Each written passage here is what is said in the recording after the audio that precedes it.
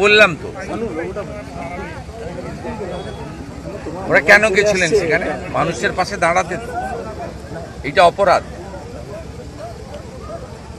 এই রাজ্যে কেন্দ্রীয় নিরাপত্তা থাকা সত্ত্বেও যদি সাংসদ বিধায়করা সুরক্ষিত না থাকে তাহলে সাধারণ মানুষের অবস্থা কি দেখুন। তারা কি করতে গেছিলেন? সাংসদ বিধায়কদের তো কর্তব্য আর তো মানুষের পাশে দাঁড়ানো। মুখ্যমন্ত্রী একাই কি কার্নিভালে নাচার পরে গিয়ে ছবি তুলতে যাবেন? তো খিঁচমেরি ফটো। আর কারো যাওয়ার অধিকার নেই? আর কারো যাওয়ার অধিকার নেই? যেভাবে রক্তপাত করেছে বাংলার মানুষ দেখেছে।